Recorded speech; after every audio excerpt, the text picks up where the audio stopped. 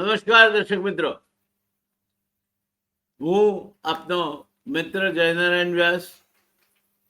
આપ જોઈ રહ્યા છો ધ રિયલ ડિબેટ. દોસ્તો, છેલ્લું આખું અઠવાડિયું ઘમાસાણનું ગયું. સોનમ વાંગચુકનું જંતર મંતર પર અનિયતકાલીન ઉપવાસ પર બેસવું,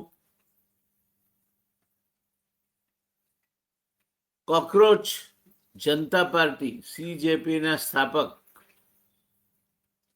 અભિજીત દીપકે નું અમેરિકાથી આવી ચડવું, દેખાવોએ ઉગ્ર સ્વરૂપ પકડવું,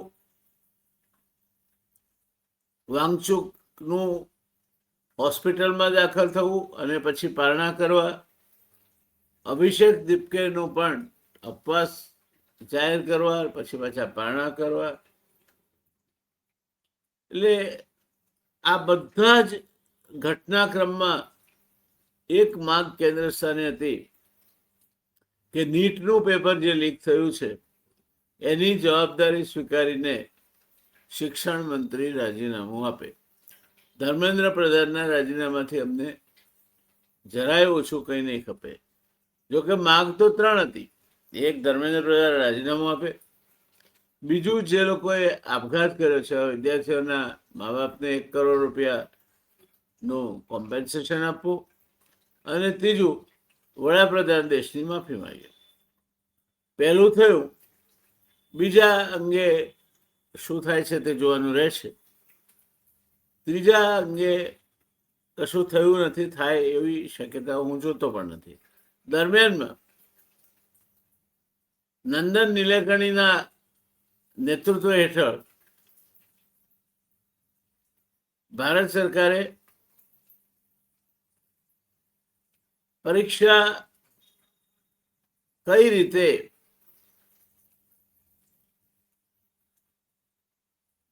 લેવી જોઈએ અને એના પેપર લીક થતા અટકાવવાનો રામબાણ ઇલાજ શું છે તે સૂચવવા માટે એક સમિતિની રચના કરી છે. અને ગઈકાલે એટલે સોમવારે 27મી જુલાઈએ વડાપ્રધાને પાર્લામેન્ટમાં એની જાહેરાત પણ કરી. વડાપ્રધાને એ પણ જાહેરાત કરી કે જે લોકો પેપર ફોડે છે અને એક યા બીજી રીતે પેપર ફોડીને વિદ્યાર્થીઓનું અહિત કરે છે એમના માટે કડક દંડનીય જોગવાઈઓ અને ફાસ્ટ ટ્રેક કોર્ટની જોગવાઈ કરતો કાયદો ચાલુ સત્રમાં એટલે કે ચોમાસુ સત્રમાં નરેન્દ્ર મોદી સરકાર લાવવા માંગે છે. અને એમાં એમણે કહ્યું છે કે આ કાયદા થકી જે લોકો ગુનેગાર છે, જે લોકો આ પ્રકારની હીન પ્રવૃત્તિઓ કરે છે તેને જેલમાં સડવું પડે ત્યાં સુધીની, એટલે 10 વર્ષ સુધીની જેલની સજા અને 10 કરોડ રૂપિયા સુધીનો દંડ જેવી જોગવાઈઓ આ કાયદામાં હશે. એટલે એ કાયદાના કારણે પેપર ફૂટી જવાની અથવા પેપર ફોડી નાખવાની, ફૂટી જવાના કરતાં ફોડી નાખવું કેવું વધારે યોગ્ય રહેશે. જે વારંવારની ફરિયાદો આવે છે અને જે એક સામાન્ય ઘટના બની ગઈ છે આ દેશમાં, એ ઘટના રોકવા માટે શું પગલાં લેવા જોઈએ એ માટે નંદન નીલેકણીના નેતૃત્વ નીચે એક સમિતિનું ગઠન કરવામાં આવ્યું છે. અને એ સમિતિનો અહેવાલ આવેથી આગળની કાર્યવાહી કરવામાં આવશે. આ બધી વાતો થઈ છે. જોકે હજુ પણ વિપક્ષ સહકારના મૂડમાં નથી. વિપક્ષમાં નરેન્દ્ર મોદીએ દેશનું રાજીનામું માંગવું જોઈએ. વિદ્યાર્થીઓની જે માંગ છે એ ઉપર મક્કમ છે. એ દરમિયાનમાં AK-47 જેવા ઘાતક હથિયારો જે આતંકવાદીઓ સામે વપરાય છે એનો ઉપયોગ વિદ્યાર્થી આંદોલનકારીઓ ઉપર થયો હોવાના ફોટોગ્રાફ પણ વાયરલ થયા છે. વિદ્યાર્થી આંદોલન દરમિયાન વિદ્યાર્થીઓને ખીલીવાળા ધોકાથી મારવા, ઇલેક્ટ્રિક કરંટ લાગે તેવા સ્ટીકથી મારવા, પેલેટ્સ જે કાશ્મીરમાં દેખાવકારો સામે અને આતંકવાદીઓ સામે વપરાતી હતી એનાથી એમના પર ગોળીબાર કરવો, ટીયર ગેસના ટેટા છોડવા વગેરે બાબતે અને એને લઈને જે વિદ્યાર્થીઓ ઘવાયા છે, જેમને જે હતાહત થયા છે, જેમને ઈજા થઈ છે, એ અંગે પણ દીપકે નું કહેવું છે કે સરકારે જવાબદારો સામે તાત્કાલિક અસરથી તપાસ કરીને પગલાં લેવા જોઈએ અને નમૂનારૂપ પગલાં લેવા જોઈએ જેથી ફરીવાર નિર્દોષ આંદોલનકારીઓ સામે આ પ્રકારનો પ્રયોગ થાય નહીં. લોકશાહી વ્યવસ્થામાં દરેકને પોતાનો મત વ્યક્ત કરવાનો અધિકાર છે અને વિદ્યાર્થીઓ જો એમનો મત વ્યક્ત કરી રહ્યા હતા, શાંતિપૂર્ણ રીતે કરી રહ્યા હતા, કોઈને ન નડી રીતે કરી રહ્યા હતા, તો પોલીસને એમની સાથે બર્બરતાપૂર્ણ વ્યવહાર કેમ કરવો પડ્યો એ યક્ષ પ્રશ્ન છે અને હજુ સુધી એનો જવાબ મળતો નથી.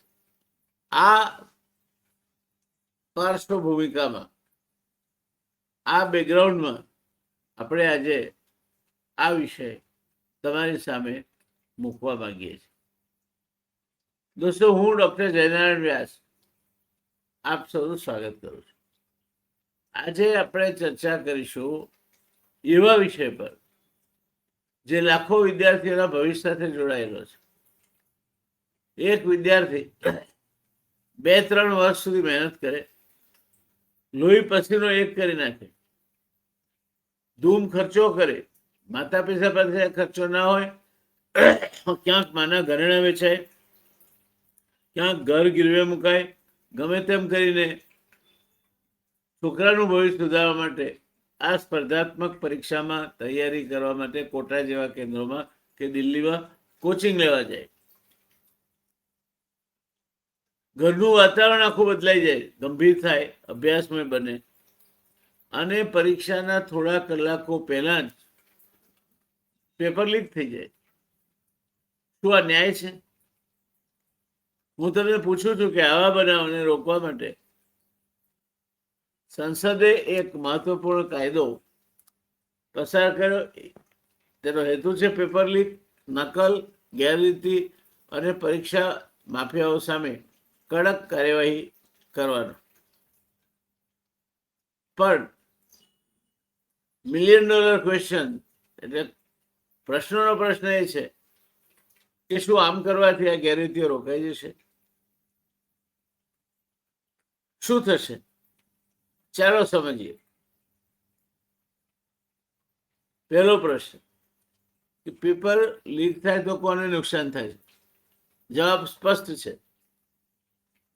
સૌથી મોટું નુકસાન મહેનતુ વિદ્યાર્થીને થાય છે, જેણે 2-3 વર્ષ સુધી સતત, જેને બર્નિંગ મિડનાઇટ ઓઇલ કહેવાય, એ રીતે મધરાતે રાતો જાગીને, રાતોના ઉજાગરા કરીને જેણે આ પ્રકારની સ્પર્ધાત્મક પરીક્ષા માટે તૈયારી કરી છે. બીજું નુકસાન એના પરિવારને થાય છે, કારણ કે પરિવારોને ગમે તે રીતે પૈસા ભેગા કર્યા હોય છે. બાપાને એમ હોય છે કે છોકરો કમાતો થશે એટલે દેવું ચૂકવી દઈશું, એ આશા એકાએક પડી ભાગે છે. ત્રીજું નુકસાન દેશને થાય છે, કારણ કે લાયક ઉમેદવાર પાછળ રહી જાય અને ગેરલાયક આગળ નીકળી જાય. એમ આ માત્ર પરીક્ષાનો પ્રશ્ન નથી દોસ્તો, આ દેશની પ્રતિભા અને વિશ્વાસનો પ્રશ્ન છે. અને એના માટે કોકરોચ જનતા પાર્ટી એવું કહે છે કે આને ગંભીરતાથી લેવાવું જોઈએ. ભારત સરકાર હજુ પણ ગંભીરતાથી લેતી નથી. ત્રીજો પ્રશ્ન ઉભો થાય છે આમાંથી, એ છે કે સરકારે નવો કાયદો કેમ લાવવો પડ્યો? કાયદાઓ સરકારમાં ઓછા છે. વળી પાછો એક કાયદો, કેમ નવો કાયદો લાવવો પડ્યો? નવો કાયદો લાવવો પડ્યો કારણ કે છેલ્લા કેટલાક વર્ષોમાં ભરતી પરીક્ષાઓ અને પ્રવેશ પરીક્ષાઓમાં વારંવાર પેપર લીકની ઘટનાઓ બની. વિદ્યાર્થીઓ રસ્તા પર ઉતર્યા, પરીક્ષાઓ રદ થઈ, સરકાર પર દબાણ વધ્યું. ત્યારે સરકારે કહ્યું હવે પેપર લીકને સામાન્ય ગુનો નહીં ગણાય. આ સંગઠિત અપરાધ છે અને તેના માટે કડક સજા થવી જોઈએ અને અમે કડક હાથે કામ લઈશું. ત્રીજો પ્રશ્ન છે દોસ્તો કે કાયદામાં શું છે? જે કાયદો હવે પારિત કરવા માંગે છે લોકસભામાં, એ કાયદામાં શું છે? એ કાયદામાં સામાન્ય ભાષામાં આપણે સમજીએ તો જો કોઈ પ્રશ્નપત્રની ચોરી કરે અથવા એ ચોરીને પોષે અથવા પોતે એ ચોરીનો માલ એટલે કે પરીક્ષા પહેલા લીક કરવામાં આવેલું પેપર ખરીદે, સોશિયલ મીડિયા પર ફેલાવે, કમ્પ્યુટરમાંથી ચોરી કરે અથવા તેમાં મદદ કરે,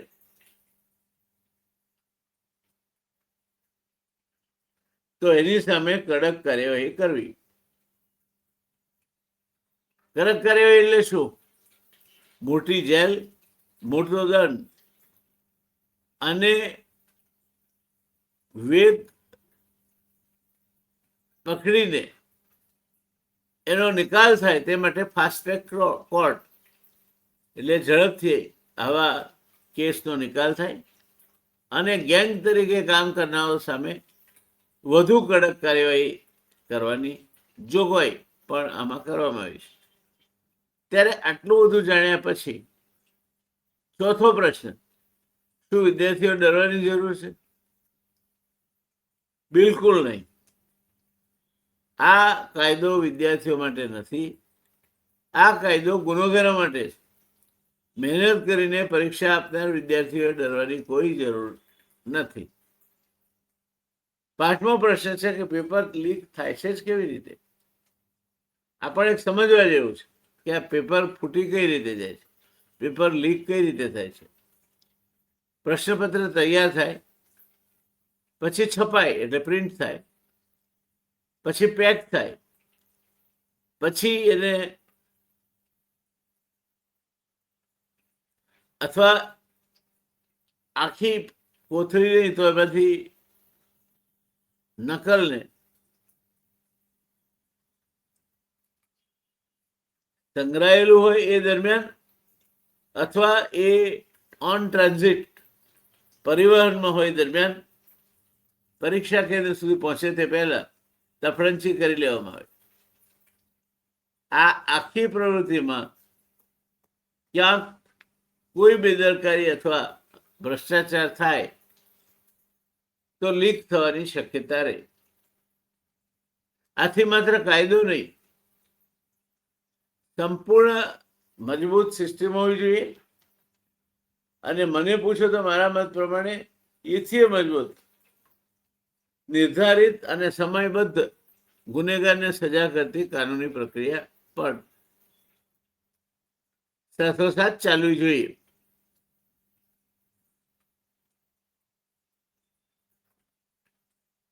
છઠ્ઠા પ્રશ્ન પર આવી દોસ્તો, શું ટેકનોલોજી મદદ કરી શકે? બિલકુલ કરી શકે. જવાબ છે હા. આપણા ત્યાં કહેવત હતી કે જ્યાં પહોંચે કવિ, જ્યાં ન પહોંચે કવિ ત્યાં પહોંચે રવિ, અને જ્યાં ન પહોંચે રવિ ત્યાં પહોંચે અનુભવી. આ બધાય ના પહોંચી શકે ત્યાં પેપર ફોડનાર પહોંચી શકે. એટલે એન્ક્રિપ્ટેડ ડિજિટલ પ્રશ્નપત્ર, બાયોમેટ્રિક સુરક્ષા, સીસીટીવી, આર્ટિફિશિયલ ઇન્ટેલિજન્સ દ્વારા દેખરેખ, ડિજિટલ ટ્રેકિંગ, સાયબર સુરક્ષા, આ બધી જ ટેકનોલોજી તમે ભેગી કરો અને એનો ઉપયોગ કરો તો પેપર લીકને ચોક્કસ રોકી શકાય. ત્યારે આપણે જાણવાનું મન થાય કે વિરોધ પક્ષનું શું વલણ છે આમાં. વિરોધ પક્ષ શું કહે છે? તો દોસ્તો, વિરોધ પક્ષ કહે છે કે કડક કાયદો સારો છે, પણ માત્ર સજા પૂરતી નથી. ભરતી પ્રક્રિયામાં પારદર્શિતા આવવી જોઈએ.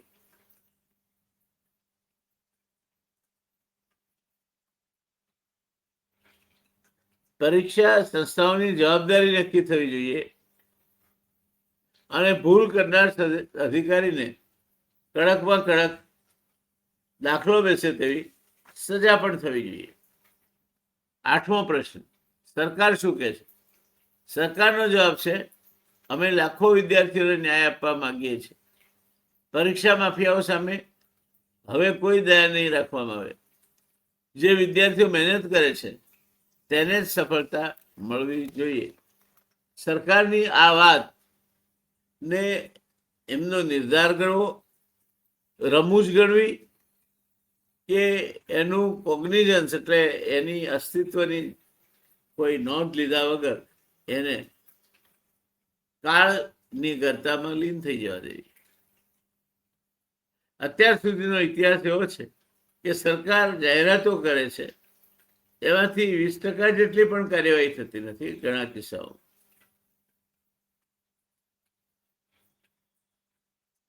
નહીં તો સરકાર જો એમ માનતી હોય, સરકાર કડકાઈથી કામ વર્તે, તો રાજ્ય પૂરતી ચોરી અટકાવી શકાય, જે થતું નથી.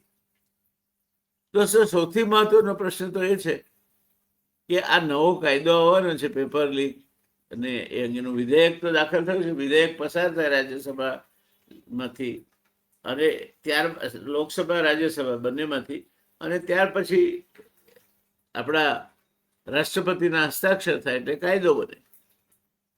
તો પ્રશ્ન એ છે, કાયદાની પ્રક્રિયા તો થશે, થઈ જશે કાયદો તો, પણ શું આ કાયદાથી પેપર લીક સંપૂર્ણપણે બંધ થઈ જશે? જવાબ એવો મળે છે કે કાયદો જરૂરી છે પણ પૂરતો નથી. સાથે જરૂરી છે પ્રામાણિક અધિકારીઓ, મજબૂત ટેકનોલોજી, ઝડપી તપાસ, ઝડપી ન્યાય અને રાજકીય ઈચ્છા શક્તિ. આ પાંચેય બાબતો સાથે કામ કરે તો જ પરિણામ આવી શકે. હવે હું આપને પ્રશ્ન પૂછવા માંગુ છું કે જો આપનો દીકરો કે દીકરી 2 વર્ષ માટે લોહી પસીનો એક કરીને મહેનત કરે, સિનેમા જોવા ના જાય, ઘરમાં ટેલિવિઝન માળીએ ચડી જાય, ગંભીર વાતાવરણ થઈ જાય, અને આવી કડી મહેનત, કઠોર પરિશ્રમ પછી પેપર લીક થઈ જાય, પેપર ફૂટી જાય, પરીક્ષા ના થાય, તો શું દશા થાય? એમ કેવી હતાશા ઊભી થાય? શું માત્ર ફરી પરીક્ષા લેવાથી પ્રશ્ન ઉકલી જાય? ના. દોષિતોને કડક સજા મળવી જોઈએ, એમાં કોઈ શંકા નહીં, પણ આ નુકસાન જે આ બાળકોને થાય છે એ નુકસાન કોણ ભરી આપશે અને શું કરવું જોઈએ એનો જવાબ દેશે આપવો પડશે. એના સૂચનો ચેમ્બર ઓફ કોમર્સથી માંડીને બીજા આગળ પડતા સંસ્થાઓએ, શૈક્ષણિક સંસ્થાઓએ, શૈક્ષણિક રિસર્ચ સંસ્થાઓએ નંદા નીલેકણી સમિતિને આપવો પડશે. ત્યારે જુદા જુદા મોરચેથી અને જુદા જુદા દ્રષ્ટિકોણથી ચકાસણી કરીને કાયદો બનાવી શકાય. પછી 15, 20, 25 વર્ષે પાછી આ ઘટના ફરી ઘટે ત્યારે કોને યાદ કરશું? એ પણ સ્પષ્ટ હોવું જોઈએ. જે કોન્ટ્રાક્ટરો જેમના કામ નબળા વારંવાર પુરવાર થયા હોય, જેમને સજા થઈ હોય, એ માટે જેમણે બાંધેલા બાંધકામ તૂટી પડ્યા હોય, તેવા લોકોને સંપૂર્ણપણે કોઈ પણ પ્રકારની સરકારી સંસ્થાથી દૂર રાખવા જોઈએ.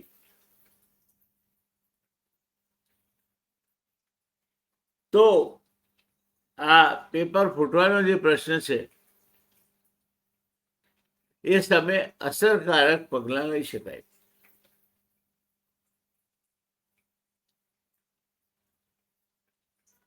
અંતમાં મારે શું કહેવું છે દોસ્તો? અંતમાં મારે એવું કહેવું છે કે ભારત યુવાનોનો દેશ છે. આપણું સરેરાશ ઉંમર 31 વર્ષ છે. 70% જનસંખ્યા 35 વર્ષથી નીચેની છે. અને એટલે યુવા એ આપણી સમાજ વ્યવસ્થાનો અને રાષ્ટ્ર વ્યવસ્થાનો અગત્યનો ભાગ છે.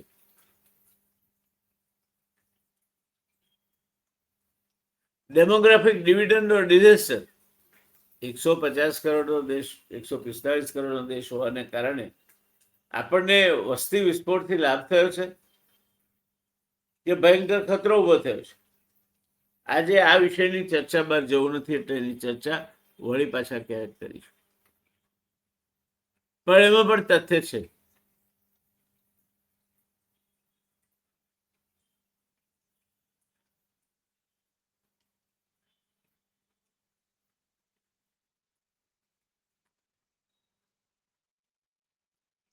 આ આખી એક કામગીરીમાં સંબંધિત બ્રાન્ચના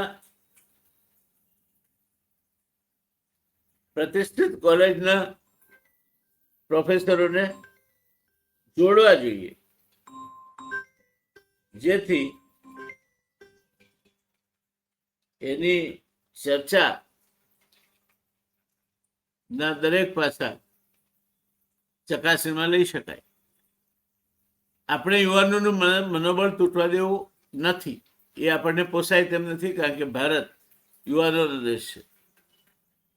એટલે એક વિદ્યાર્થીનું ભવિષ્ય વેચાઈ ન જાય, એક પરિવારના સપના તૂટી ન જાય, દેશની પ્રતિભા સાથે અન્યાય ન થાય, એ માટે ભારત સરકાર આ નવો કાયદો લાવી રહી છે. એક મહત્વપૂર્ણ શરૂઆત છે. પણ અંગ્રેજીમાં એક કહેવત છે કે the real test of pudding is in it sitting. કાયદો લાવવા પૂરતો જો લાવવાનો હશે તો એનાથી કોઈ ફરક નહીં પડે. સાચી કસોટી આ કાયદાની અમલવારી કેટલી ગંભીરતાથી થાય છે તેમાં રહેલી છે. આ કાયદાને નિષ્પક્ષ રહીને લાગુ પાડવામાં રહેલી છે. જેમ ઈડી અને સીબીઆઈનો ઉપયોગ વિપક્ષને દાબવા માટે થાય છે, એમ આનો ઉપયોગ પણ અલીગઢ મુસ્લિમ યુનિવર્સિટી કે જેએનયુ જેવી સંસ્થાઓને દાબવા માટે થવાનો હોય તો આ કાયદાનો કોઈ અર્થ નથી. કાયદો નિષ્પક્ષ રીતે લાગુ પડાશે તો મહેનત જીતશે, પેપર લીક માફિયા હારશે. આશા રાખીએ કે આવનાર સમયમાં ભારતની દરેક પરીક્ષા પારદર્શક, વિશ્વસનીય અને ન્યાયપૂર્ણ બનશે. ફરી પાછું ભારત વૈશ્વિક કક્ષાનું શિક્ષણ આપતું થાય એવા દિવસો આવશે. આજે આપણને દુઃખ થાય છે, શરમ આવે છે કે વિશ્વની ટોચની 200 યુનિવર્સિટીમાં ભારતની એક પણ નથી. ભારતની સૌથી ઓછામાં ઓછા ક્રમે ઉભેલી સંસ્થા આઈઆઈટી મુંબઈ છે, જેનો ક્રમ 200 બાદ આવે છે. ત્યારે આપણે આપણા શિક્ષણની તરાહ બદલવી પડશે. શિક્ષણ સ્કિલ ઓરિએન્ટેડ બને. આવનાર જમાનો સ્કિલનો હશે. પાનું પકડ લઈને કામ ન કરી શકે, આર્ટિફિશિયલ ઇન્ટેલિજન્સથી કામ ન કરી શકે, એના માટે આવનાર જમાનો મુશ્કેલ હશે. આર્ટિફિશિયલ ઇન્ટેલિજન્સથી ગભરાવાની જરૂર નથી દોસ્તો. બે જાતના માણસો છે. એક આર્ટિફિશિયલ ઇન્ટેલિજન્સ જાણી એનો ઉપયોગ કરીને ફાયદો મેળવનાર, અને બીજો આર્ટિફિશિયલ ઇન્ટેલિજન્સથી અંતર રાખી મારે હવે શીખીને શું કામ છે, આખી કોઠીએ કાંઠા ના ચડે, એ કેનાર વર્ગ ધીરે ધીરે એમાં ઘસાડતો જશે ને નષ્ટ થઈ જશે. તમારે કઈ બાજુ જવું છે એનો નિર્ણય તો તમારે લેવાનો હોય ને, એટલે નિર્ણય તમારા પર છોડો છો. આ સમગ્ર ચર્ચા અંગે આપનો શું અભિપ્રાય છે? આપને આ ચર્ચા કેવી લાગી? આપે ધ રિયલ ડિબેટને સબસ્ક્રાઇબ કર્યું છે કે નથી કર્યું? આ ઉપરાંત દોસ્તો મને એક આનંદના સમાચાર આપની સાથે શેર કરવા છે કે ધ રિયલ ડિબેટને બીજા 2 સાથીઓ મળ્યા છે. હિન્દીમાં ખબરદાર અને અંગ્રેજીમાં ધી ગ્લોબલ ક્રોસરોડ્સ. આ 2 યુટ્યુબ ચેનલો ઉમેરી છે આપણે. તમે જો રિયલ ડિબેટમાં સબસ્ક્રાઇબ કર્યું હોય તો જરા તસ્દી લેજે તમે અને તમારા મિત્રો. હિન્દી ચેનલ છે ખબરદાર અને વૈશ્વિક ઘટનાઓને ધ્યાનમાં રાખીને ચર્ચા કરતી ગ્લોબલ ક્રોસરોડ છે એ અચૂક જોજો.